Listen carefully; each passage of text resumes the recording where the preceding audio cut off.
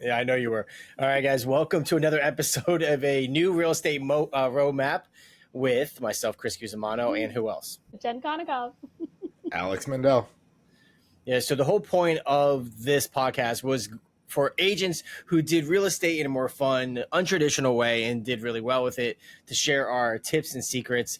That way you can take what we have learned and apply it to your businesses and do well too. But up until this point, we spent most of our time talking about vacations and whales anatomy and other things. So today I think we should just, so we don't get distracted, Alex and Jen, we should just dive into what we did yesterday at a meeting that Alex was not a part of. What do you think? Sounds good. Yes. I can't wait. You know what? I can't wait to learn from you guys. Okay. Well, good. Because we can go for a while on this. All right. So let's start with that, and I'm sure we'll get bored of it and pivot somewhere else. That's just how it works. So so basically, we are at the day 5 of our meetings where, if you are a member of the Coaching by Koozie program, we sit down and on Tuesdays, virtually sit down, and we go over how to build a business step by step in a very organized community type of way. And it's pretty cool. It's anywhere from like 20 to 30 agents show up every week to do it. Alex was not there this week, so he wouldn't know. So we're gonna recap with Alex about what we covered, because this is important. It was a super important one. It was how to. So okay, let's just bring it all home. So we know when you're in a space of a small business owner, a lot of small business owners just enter their industries and they don't even know what they're selling. They don't know what their benefit is. I'll give a prime example of it. I had a guy call me today. He was an old client of mine, well, current client, I guess. And he got into life insurance. And he was like, hey, I want to team up with you. And I'm like, and do what? And it was like, because like you're out there and everything. I'm like, okay, so what do you want to do? And he's like, I just want to team up. I'm like, okay, how? What were you called me? What were you thinking? Give me the I don't know, man. The who, the what, the where, the what. So anyways, I started picking his brain and I'm like, okay, what exactly can you offer where someone would benefit using you over anyone else? He goes, well, the prices are the same no matter where you go. The products are the same and you can't touch that. I'm like, okay, so your product you can't touch and you can't promote differently and you can't touch the prices. So why would anyone hire you over anyone else? And he said service. And I was like, but my point of all that was that most people just enter industries not knowing exactly what and how they're going to create an offer or a product for people to choose them over everyone else because they are better than everyone else. They just go get their real estate license and like, now what? And then they're told to cold call, and then they cold call and they hate their lives and then they quit. Right. So we try to focus on other ways of doing it, which we all do. Alex, you bored yet? No, I'm interested because my question is, how does he define service?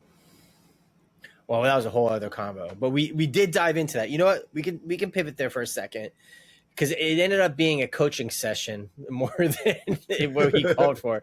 Did he define what made him different in this said service?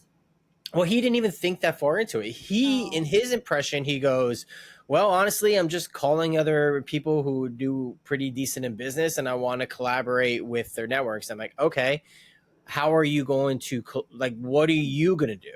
He goes, I don't know. I'm like, well, listen, I get calls like this all the time. And when someone calls me and they want to do something, but they don't have a plan, in my mind, I'm thinking about all the extra work and thinking I have to do.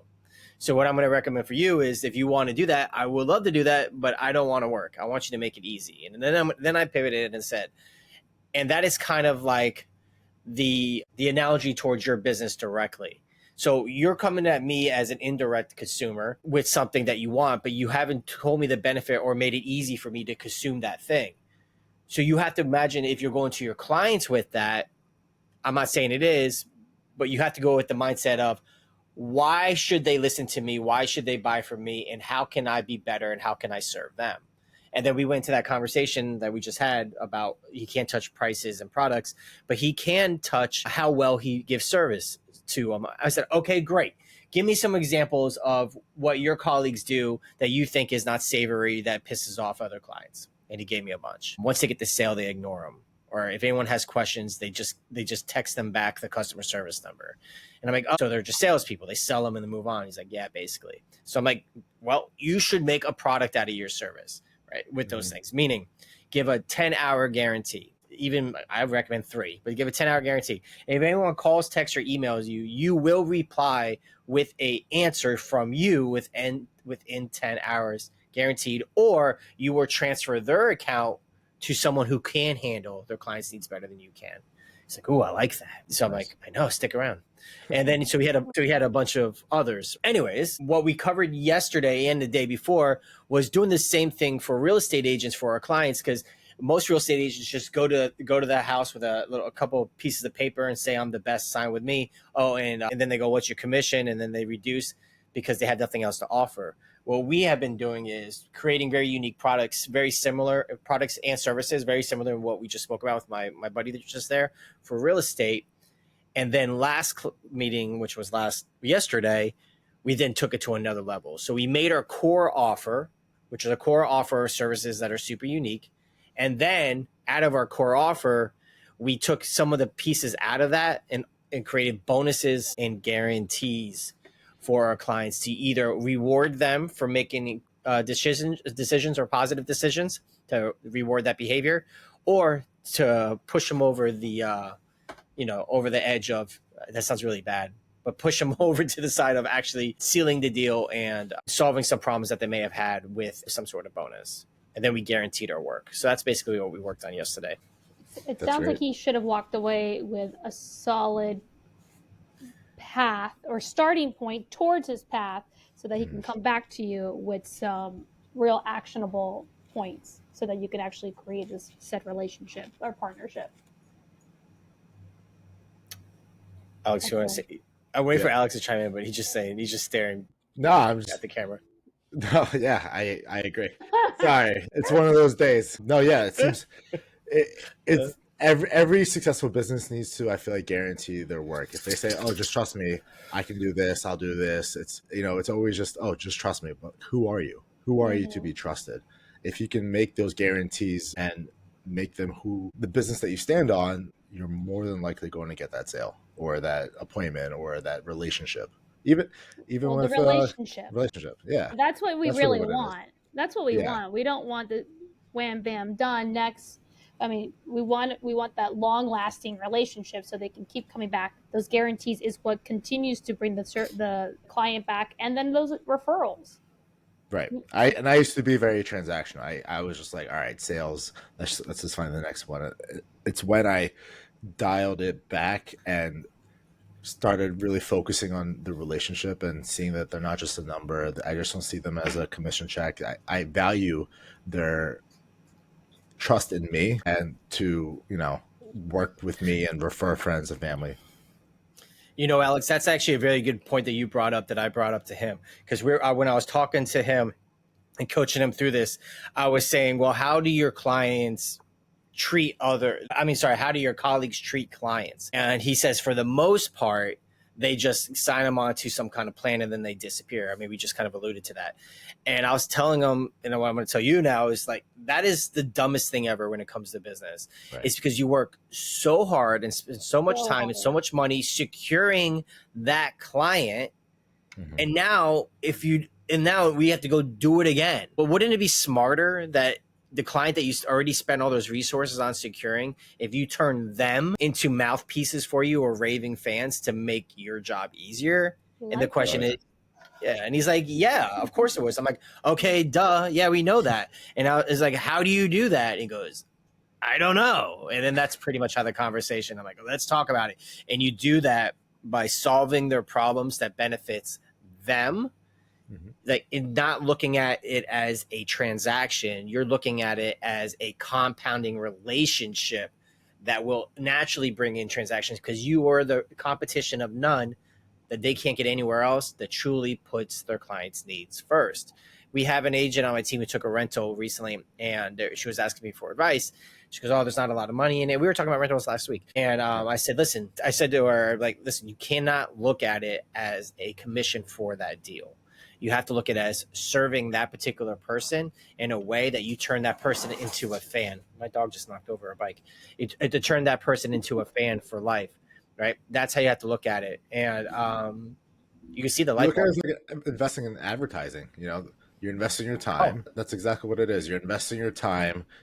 Now you have a new word of mouth. You have a new testimonial. Testimonials are great marketing pieces.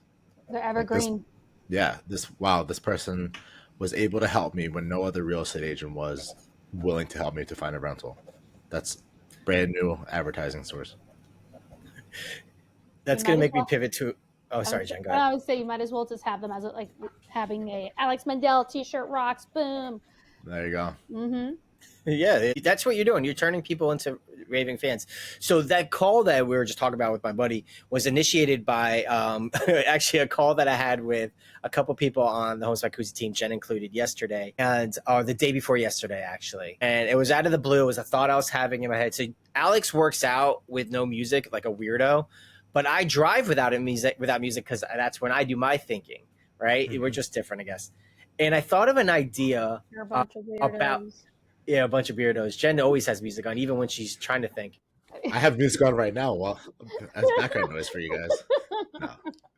So I am. Anyways, I'm thinking about, because I'm preparing for the Tuesday meetup, and the Tuesday meetup, which was yesterday, was all about offering bonuses for your bonuses and guarantees. And I was like, I was thinking, like, how do we add an additional bonus for our clients that they can only get with us and doesn't cost us more money, and at the same time can help other possible people? And all these ideas come in my head. And one idea I came up with, which I don't know if it's going to have legs or not, but we're going to try it, is that we're going to attempt to try to secure business relationships with as many third-party businesses as possible to offer Homes by Koozie exclusive discounts only for our clients. So, for example, if it's like a company that is a dog walking company, maybe they'll give a $100 dog walking credit exclusive to Homes by Koozie members, right? If it's a restaurant, maybe they'll do a date night with 2 drinks, an appetizer, and an entree, right? Just for Homes by Koozie, whatever. So the people can only get those exclusive perks and bonuses working with us. And I'm like, that is freaking brilliant. And the reason why of course, because I thought of it, I thought it was brilliant. But the reason why I think it's brilliant is that, what we're trying to do is, and if we're lucky, this could be a lead. I hate when this happens. I'm like, no, it could be a lead. I'm going to text. Okay, send it to voicemail. Realtors, we're always working, even in the middle of podcasting. So I was like, think about it, how it always been. Think about it. If you can secure enough third-party vendors or business partners to provide something of value that equals the amount that you are charging on for your commission or your compensation, then it's essentially, and you can only get it through us, right? Then essentially just washes that all out. It's an additional perk that washes it all out. And I'm not talking about like stupid thing, like something irrelevant, like a free paintbrush or something. I was talking about if you get enough like a massage through this very stressful process. I think having acupuncture, massage, all that stuff. I love that. See? Yes. But even having like a large list, and it could be such a random list, but at the end of the day, it's, and you said on the call, providing a win for the sellers, creating a scenario where you're reducing stress, whatever that stress may look like for a person, stress about being able to take the dog out during showings, or during our open house, we can take care of that with pet care over at the pet lodging place. I don't know, I don't lodge my dog, but places like that. Well, yeah, it's a win-win-win for that. Yes. So it's a win-win-win for all of us. So for the seller, it's a win because they're getting all these exclusive benefits they can't get anywhere else. Right. For us, it's a win because we're adding another value piece that just solidifies our brand and turns more people into raving fans, because we're the only people who do this. And then the business partners win because now they're getting free business. Right. And I'm tying this back to what you brought up, Alex, about the cost of advertising. So what I did was, when I was talking to it was Jen, Marissa, and a couple other people on the team, I said, just post on Facebook that you're looking to help small business owners. And they're like, I don't know what to say. I'm like, all right, I'll just do it. And I did it. That was me. I was like, I'm in the middle of a listing presentation, write it up, and then I will forward it to I was like, I'll just do it. I'm like, I will happily copy and paste. It's a great Yeah. tool to ask your Facebook for anything. Mm-hmm. Anytime I need something, I always say, "Here's what's going on. Who do you guys know?"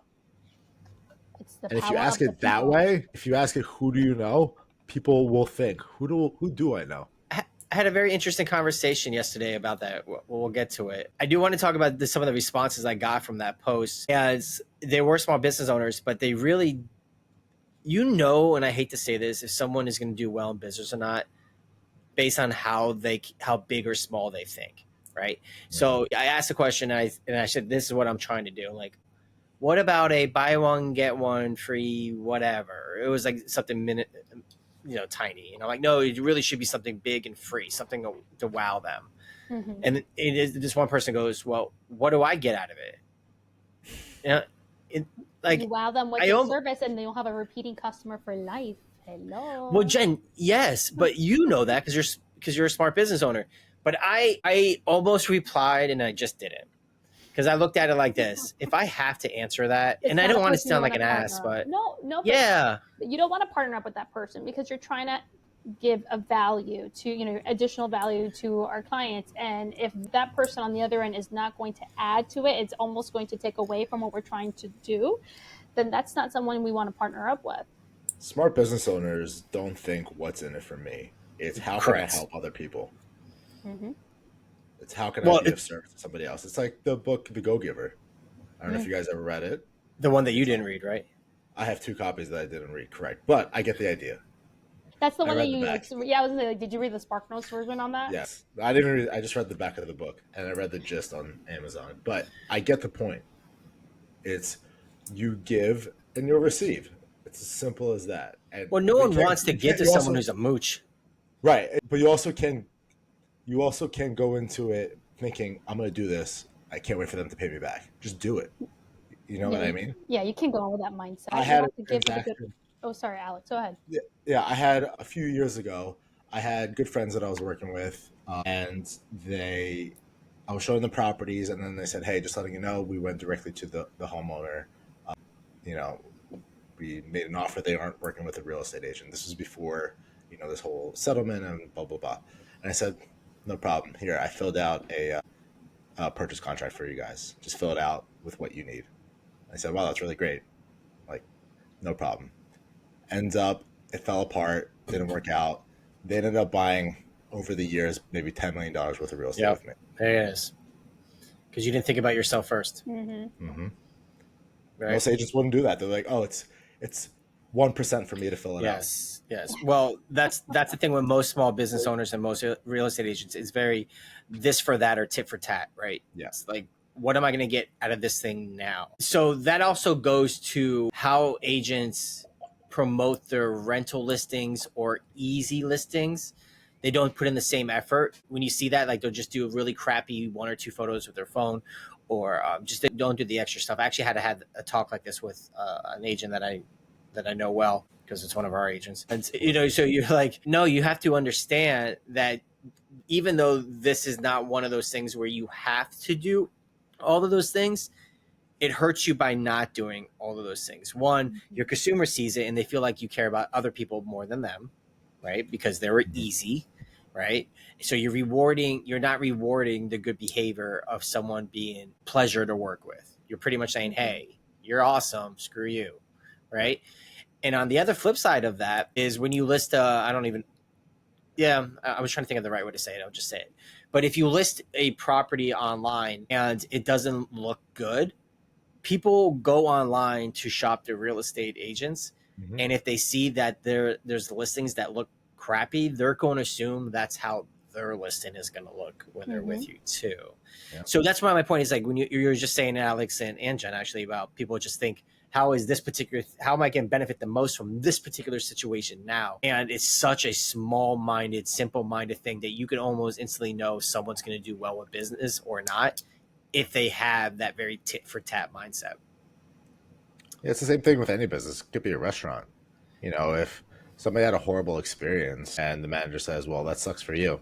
They just lost word of mouth. They lost another word of mouth client. Mm-hmm. And now you have the internet. That word of mouth, goes to. Now there's Yelp, Google, yeah. Facebook. Well, running a business is about being a great problem solver. When your clients have a problem, you shouldn't be excited to have a problem, but you should welcome that as an opportunity to fortify what's really the relationship you have with them by presenting what possibly is really happening or how you can get better. Because if there's a problem that a consumer has, chances are there's a problem within your system, whether it's a product side or a communication side. The product side of your business might be fine, but if someone still has a problem, and let's say they're not crazy and they're a legitimate gripe, then it might be a communication problem of how those benefits are being communicated with them. Right. Yeah.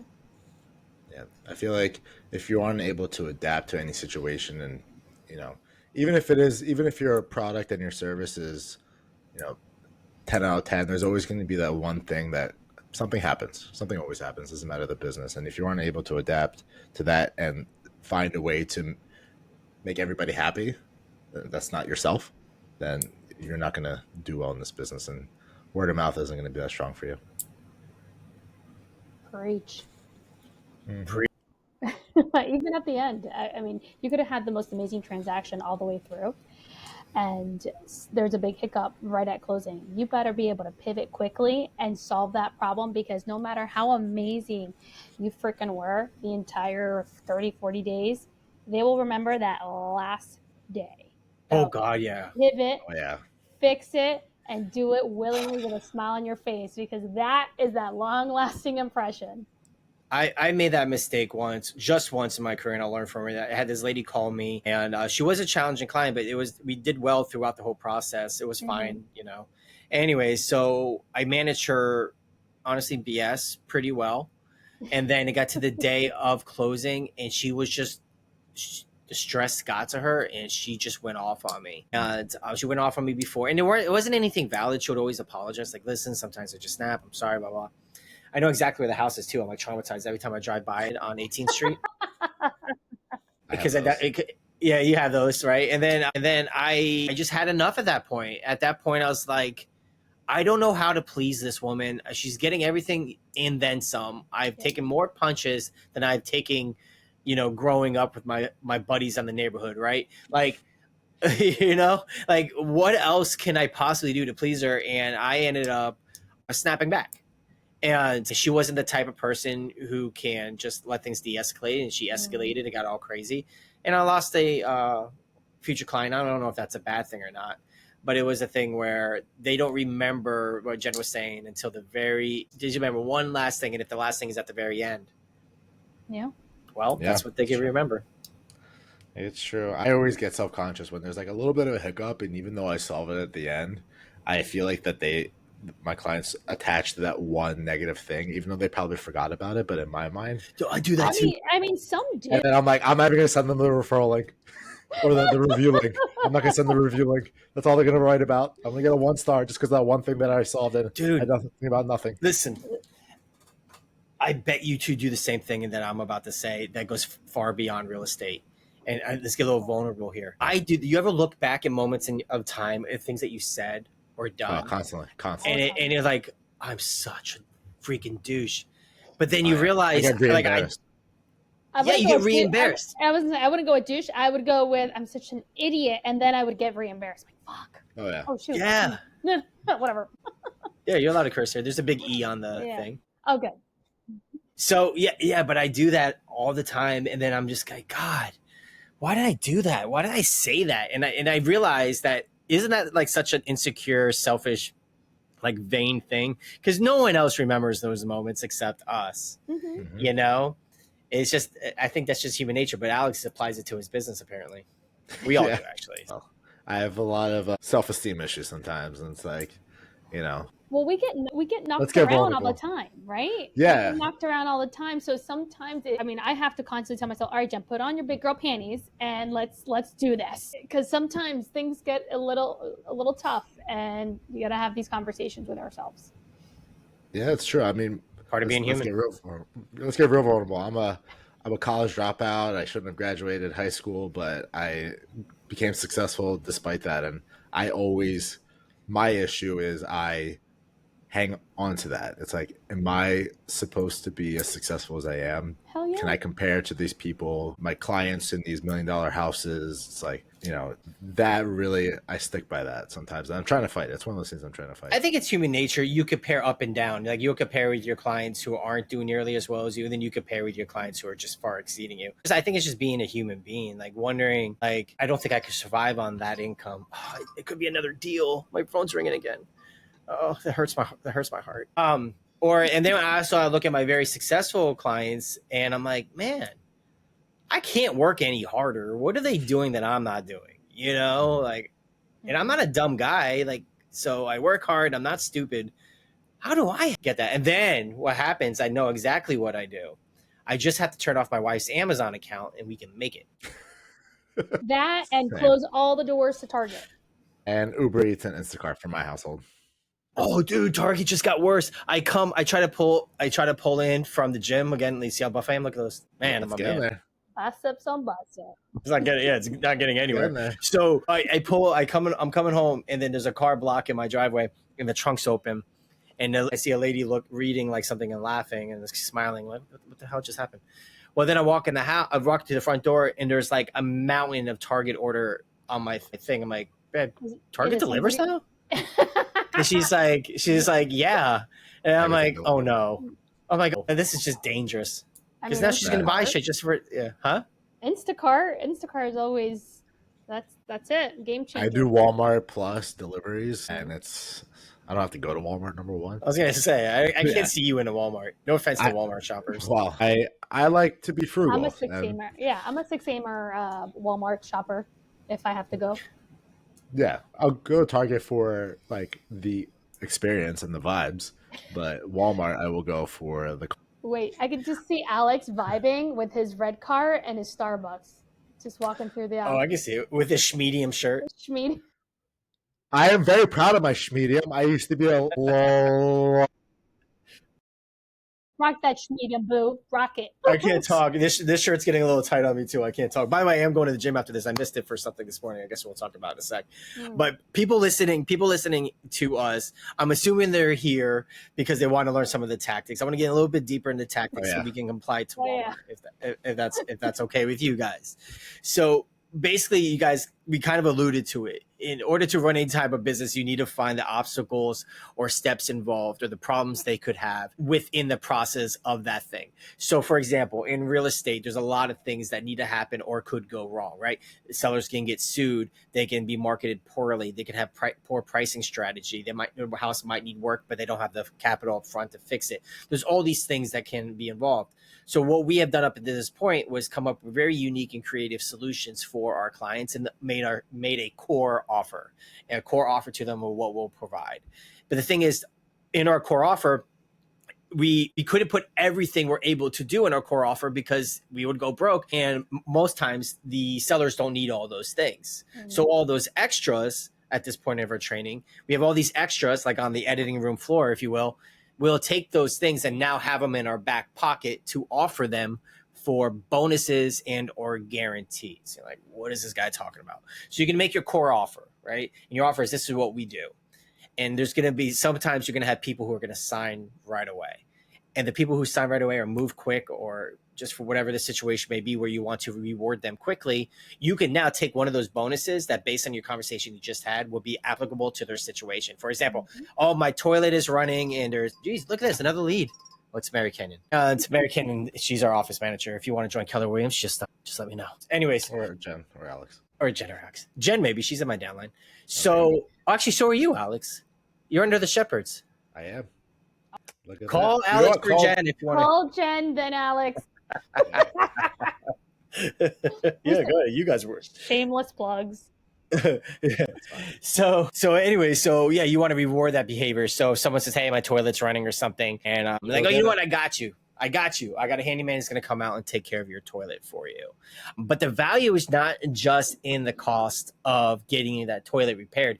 It's the value of them not having to look for a handyman or to schedule or arrange or anything. All your client needs to do is tell you when that person can come and then you arrange all that stuff. You just immediately solidified their decision to hire you with that bonus. monetarily and time-wise as well, saving all their time and stresses.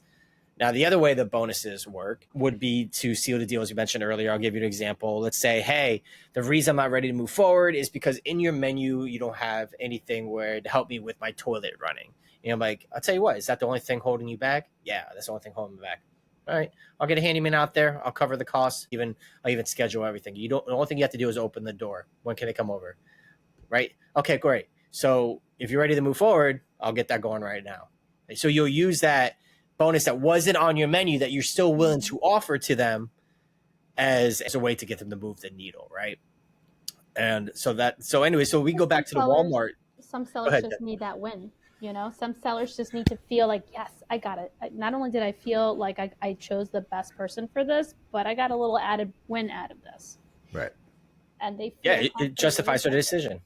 Everybody needs to feel like they're not being taken advantage of, or they're getting a win. Like, for instance, I had a transaction that's closing on Friday, and the buyer found $5,000 worth of repairs that really weren't existent. Shocking. And, so she said she'll repair all the items, and if she can't repair the washer, she'll credit $500 at closing. So she fixed all the items. She couldn't repair the washer. She said, I'll credit the buyer. A couple nights later at like 10:30, I get a text message from her saying, I don't know why I'm giving them $500 after all the addendums were already signed that she's gonna do that. And I could tell it's 10:30 at night, on the East Coast, which means she's thinking about it. She's stressed. Stressing. I look at it. I never really respond to messages after like 9:30 from clients because I need, downtime. But I just respond, don't worry about it. I'll pay for it. Have a great night. And she said, wow, that was really nice of you. And now if she texted you at 3 p.m., would you have done that? Of course. No, it didn't matter the time. Tired. It didn't matter the time, but I knew it was something that was lingering. She felt like she was being taken advantage of.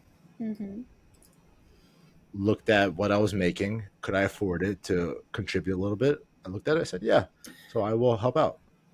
That's a great lesson. Oftentimes, it's not the specific thing they're upset about, and it's not the money. It's that they're feeling they're being taken advantage of, and they need a win.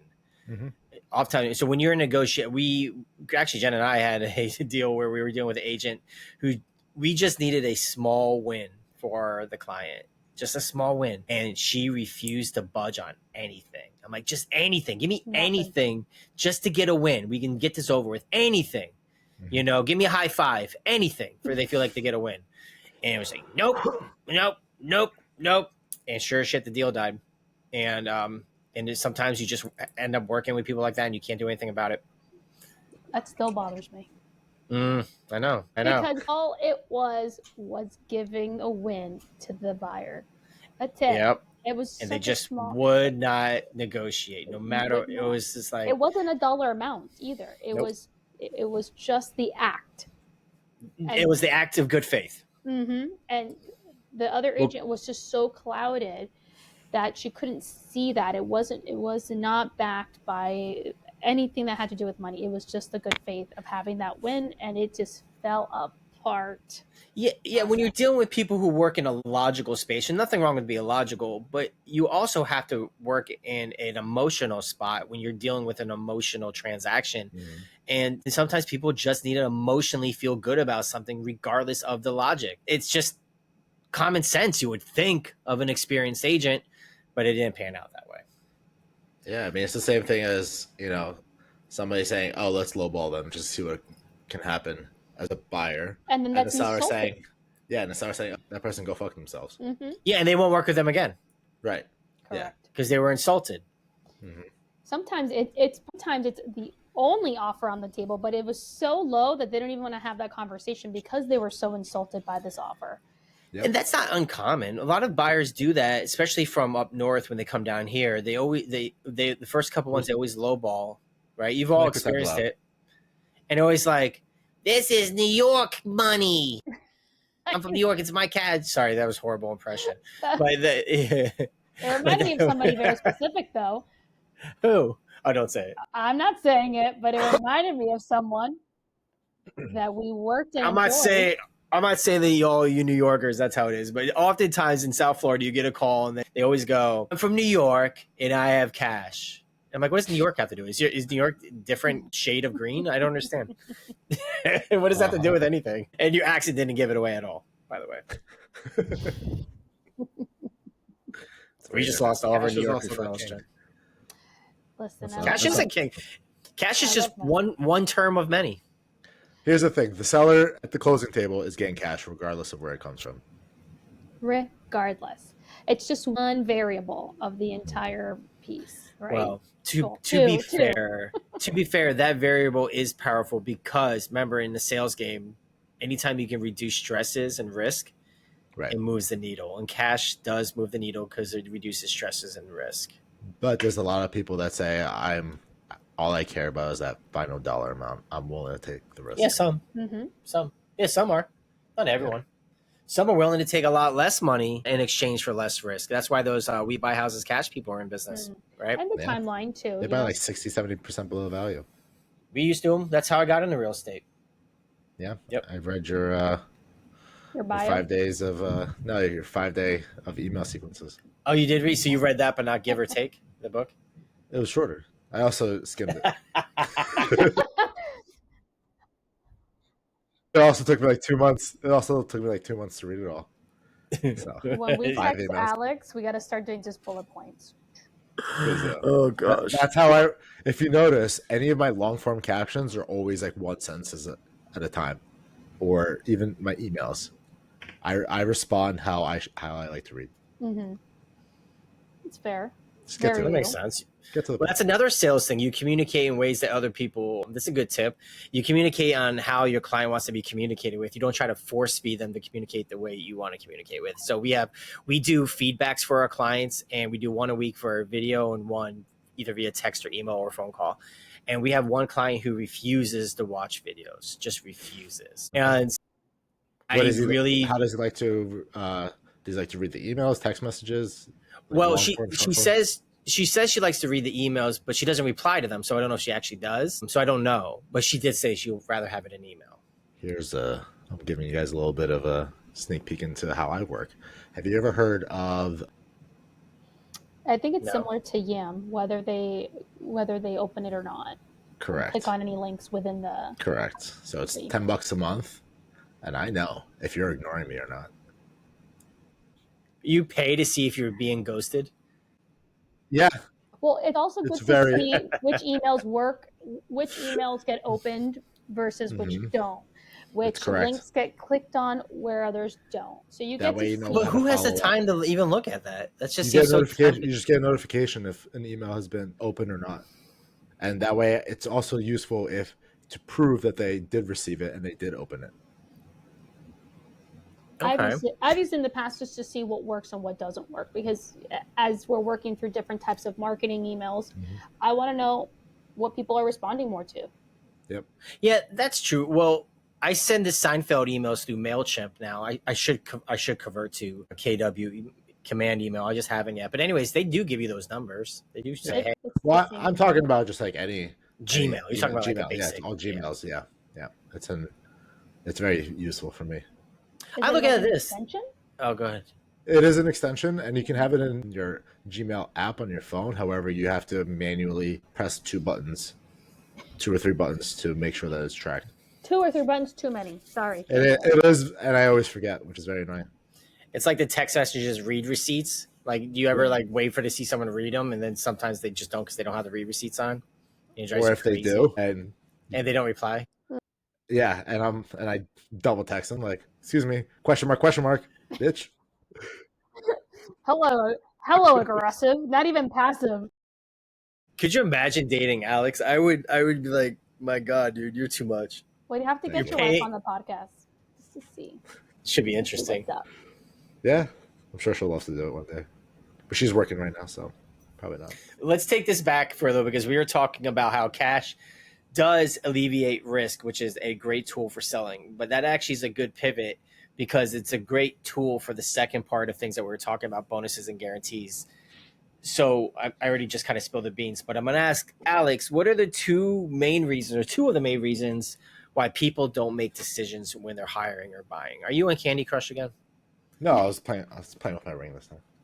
It's my fidget spinner. Because you Your thought of your ADHD ring. boy, sorry. He thought of his wife. He was playing with his ring. Yeah. You're slowly removing it. Two main things that why people don't make quick decisions or a decision to buy. One of them is definitely cost factor. How much is it going to cost me? What can I afford it? And the other one is they don't trust you yet.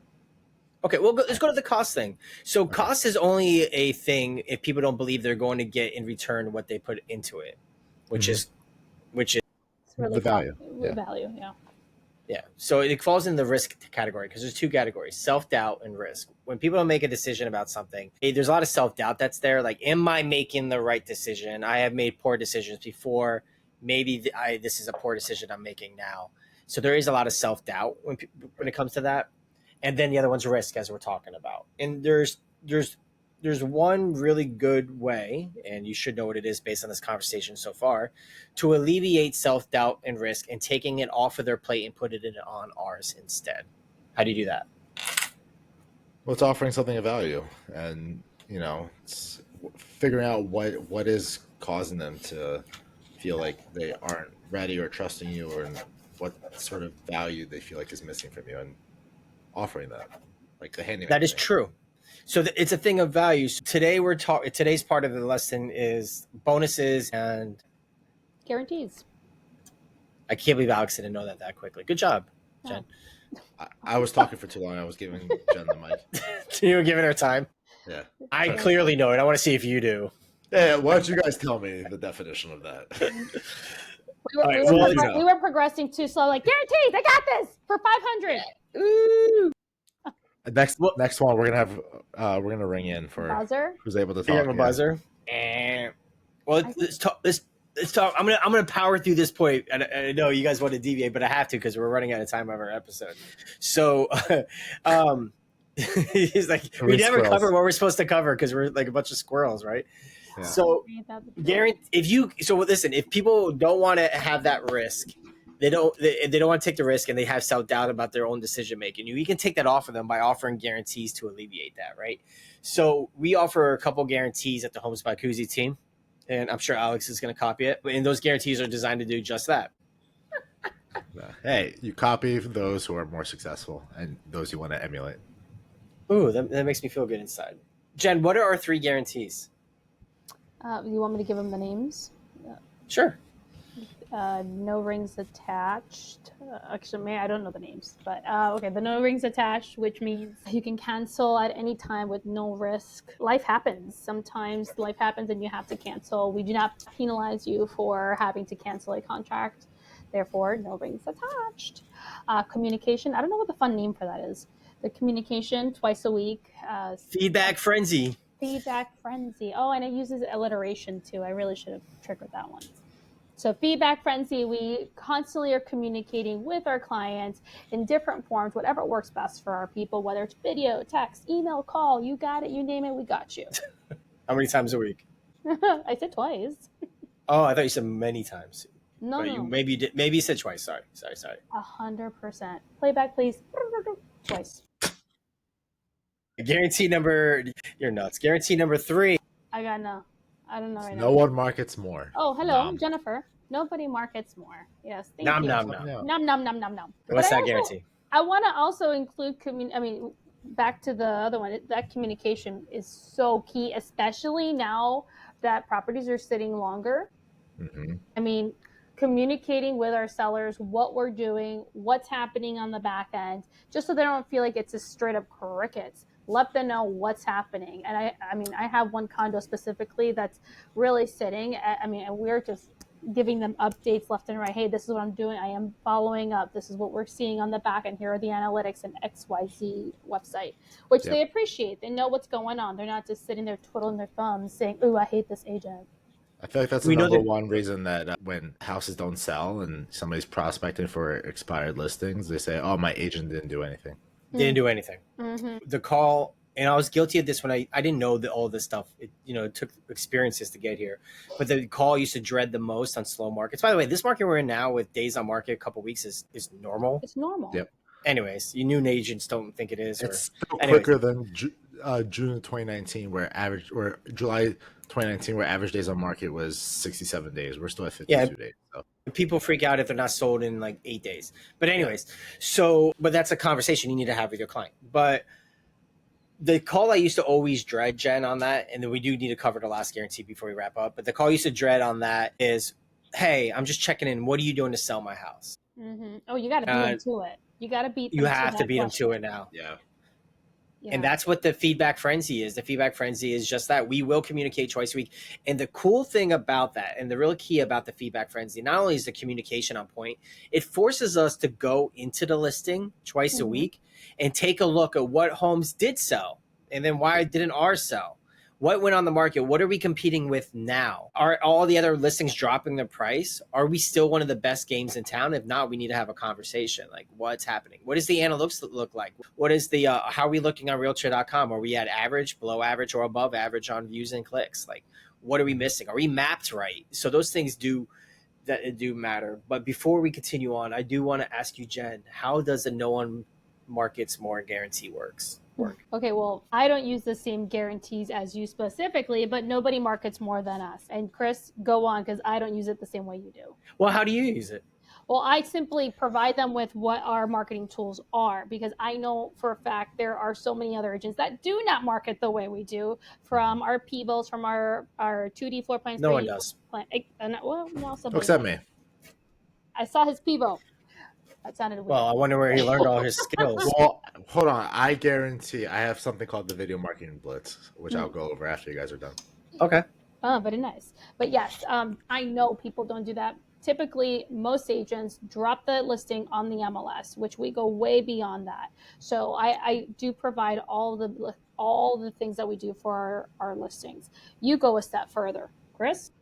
I would love to. So there's one of the main reasons why people hire a real estate agent is because they want them to market their house, sell their house, right? Mm-hmm. So I was like, okay, how do we make sure that no one does more than we do on the marketing front? Well, let's just make sure we do more than what everyone else does on the marketing front. So I did a couple years ago, I did a lot of research on all this stuff. And then the things that made financial sense and were applicable, I applied it to a listing. And then when later on, I didn't have this guarantee at first, but later on I was noticing when I'm doing these updates for clients, I'm like, no one does anything like we do. Let's just guarantee we do more than anyone else because we can back it up. I can show that no one does more than us. So how the guarantee works is if you want to copy this with your clients, if not, go to coachingbycusi.com and learn how to do these things, free trial. And then you can, all right, anyways. So what I tell them is, hey, we are competing for attention in the digital space. So we want to make sure that we are keeping people on our listing longer than our competitors. And the way that we do that is that we guarantee that no one is going to market more aggressively on the digital front that we do. And if you find someone else that does, and we cannot exceed what they're doing, we will sell your house for free. And that's let's go back. These guarantees are now taking the uncertainty of a bad decision and the risk involved with hiring you now off of the table, right? You now put the burden onto us to perform. These are our performance guarantees, no risk guarantees, satisfaction guarantees, and service guarantees. We have 4 guarantees rolled into 3 guarantees to alleviate their stresses. So that's how that works, Jen. So Jen, you should offer that guarantee because it's very powerful. It is something I'm working through. Just the wording. My Video Marketing Blitz. Go ahead. I'll tell everybody. Tell us. Hold on. Let me get my phone. Hold on. I got something to do. Go ahead. Anyway, I have not been on my phone once this entire podcast. What? I didn't hear you. What? Anyway, so my Video Marketing Blitz is where I guarantee in the first 7 days my video ads will reach 50,000 plus people. Okay, 50,000 plus, and that's could be more. Well, hence the that's plus. What plus means. That's what plus means. Not plus or minus. So what are you doing? Doing engagement ads? Sorry, Jen. That was my next question. That's what was my next question. Are we doing this through Facebook, Google? You see me, I'm like, what are you doing? It's Facebook ads, and I run 2 ads, a reach ad and a video views ads. I put a lot of money behind it. That is about that money thing. That is a conversation I'm having with my sellers in the feedback now, because it is days on the market are going up, especially because the Feds are about to drop the rates, so all the buyers are on the fence right now. Mm-hmm. And what I tell them when they're they're not upset. I wouldn't say upset, but they have their concerns that it's not selling as fast as the homes were selling before. And I say, listen, every day I wake up and we get that notification of how much money that I'm spending on your running ad. Every day we don't sell, my bottom line goes down. So I just want to let you know, you're not swimming in these waters alone. Mm-hmm. I'm losing money with you, brother. So let's just keep on working together to sell this damn house, and because it will happen. Yep. Anyways, so you're feeling that now too, huh, Alex? Mm-hmm. For anybody watching, for everybody not watching.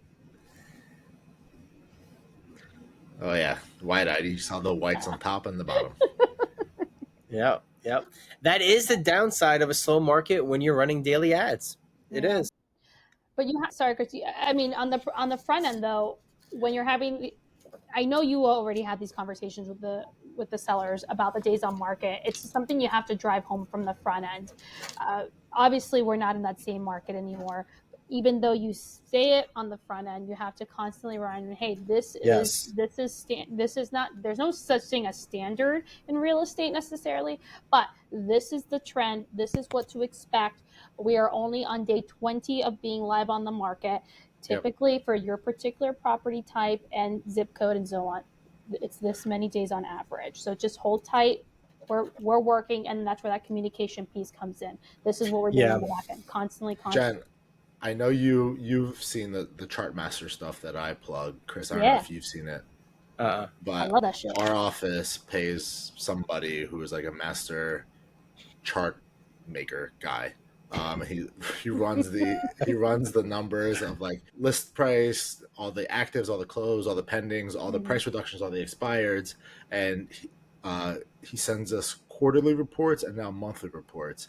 And when he does the monthly reports, he compares 2024 to 2019, which was what was the last quote unquote normal market, and how it compares. That's how I know those numbers of where we are compared to 2019. You didn't research it yourself? No, I don't got time for that shit. I mean, he's got the chart master behind him. Yeah, our office pays for it, so it's a fantastic tool. I use it for my listing presentations. I use it for social media scripts. I use it for videos. I do it for everything, and it really is a powerful tool that you should really take advantage of. I was like, what is that? That's my Sorry, dog. guys, I'm hungry. Oh. My favorite in the chart master one is being able to show a seller based off of their property type and price point, where does it fall on a buyer's or seller market based on the inventory, what's the average, and it's all on that one sheet, which is so helpful. It's just a little point and slide right across. That's great for content too. If you can use that data. I use it all the time. One of my really good performing reels that I posted last month, I took the 2019 data and the 2024 data and showed the difference. And we're actually 33% less inventory in June 2019 or June 2024 compared to 2019 for single families in Palm Beach. We have 3,900 single family homes for sale versus like 5,000 or 6,000 in 2019. Still showing we have way less inventory, and houses are still selling faster than they did 5 years ago in the last normal market. People just forgot. And the key factor for all that, those were considered very good markets. Yep, it was normal. It was a normal market. So we're in a normal market.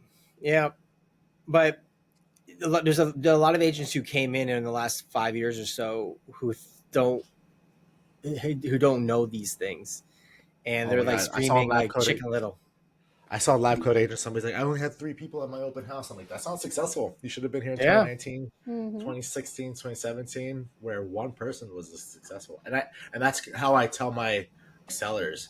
Now you have to explain to them, open houses, you may get 1, 2, 3 people, and that's a successful open house. If you get 10, amazing. But it's and that's another reason why I don't focus too much on open houses. Well, open houses, if it's done after a price reduction, a significant price reduction, and where all showings are held off until that open house, it could be a good strategy. If it's strategic, yes. If you're strategic, not to just, hey, nothing's happened for a few weeks, haven't had any showings, let's just do an open house, but you don't change anything on the listing. Well, think about it. Yeah, it's like, think about it in the real world perspective. So you're saying there's like this cauldron of buyers that are just itching to see your house, but they're refusing to until you put an open house on. Like, you know what I mean? I will not go show and see this house until there's an open one. Of course not. It's just a silly premise. You're just going to end up getting nosy people, and you might get lucky. So if you're not strategic, that's the problem. You know, you're right. Everybody wants the cars circled around the neighborhood waiting to see that, but that's just not what we have today. Nope. That ended June 2023. That was my last one. You know, when the market shifts, when people start putting balloons on their open house signs. Oh yeah, they start having a nice little spread with cookies and water. I know it's gonna sell this $800,000 house. Famous Amos. So stupid. But we do offer, and it doesn't get taken up on us a lot. I think it only 4 times in my career, or mega open houses. And we'll end with this because time's up. But mega open houses are pretty cool if you're doing them right, because they have like everything. And even mega open houses, it's not like people banging down the doors, but you'll have like bounce houses and like a Kona ice truck. And we turn the listing photos into little coloring books for the kids with crayons and all this stuff. We go all out. But at the end of the day, if I'm going to be real about it, yeah, mega open houses are great and they do generate more traffic and interest. Oftentimes you just attract neighbors who want a free sub platter or something, you know, like you don't really. It's more so for the agent than it is for the seller. Yeah. Yeah. You're not kidding. Yep. You're not kidding. It's all about prospects out there in the neighborhood, so they can see what you're doing. What are they willing to do to sell that house? All right. They do more than anyone else. And more than anyone else. Oh, maybe I will use them. I'll ask them for their card. Jen puts her real estate signs out in her neighborhood, not bashful at all. Or the real estate political signs. Not bashful at all. I've already gotten 2 letters from my association, which I barely knew they existed, saying it was in violation. Let's explain what those are. That's actually good. We can end like this. This is a good tip for you guys. For all you guys who lasted to the very end. All right, if you're just listening, you got to go to YouTube on this. But everyone at the Host by Koozie team, so not Alex, we ordered these signs. They're political signs, and it says Chris Cusimano, 4-year realtor. Text me, I'm friendly, with a number. And they're just political signs, so you can't technically put them up like wherever because there's like some kind of violation. But what I did in my neighborhood was I just casually brought it up to a couple of cool neighbors. I'm like, you mind just sticking this up instead of Trump or Kamala signs? And a couple did. But I'm telling you, I got in trouble from my association even for putting it in front of my house, not just at the stop sign. It was ridiculous. Do they allow political signs? Do they allow for sale signs? They don't allow for sale signs. Oh, that's different. My neighborhood does. I mean, people still do it. I mean, I live right here. You know where I live. People still put them up, but they're not supposed to. I don't know. Well, it isn't a good attention grabber, and is also really good for social media posts if you get those made. Just make sure you don't. I don't want to get in trouble. Follow your rules. Follow your association rules, or you will get a letter in the mail. In your current realtor association rules as well. Mm-hmm. So we're at the hour mark. Do you guys want to say who you are and where they can find you? Jen Konikoff everywhere. Alex Mendel. You can find me on Instagram at Alex Mendel Homes. All right, I'm Chris Cusimano. Hit your boy up at coachingbycusi.com. That's where you'll find me, baby. All right, guys, it was fun. Alex, it looks like you're falling asleep, so we're going to let you go. I've been chugging the Celsius, man. I'm good. You need a straw or something. All right, we're going to get out of here. And thanks for hanging out. If you made it this far, you're a winner. Peace out. See you guys. Bye. Phone ringing.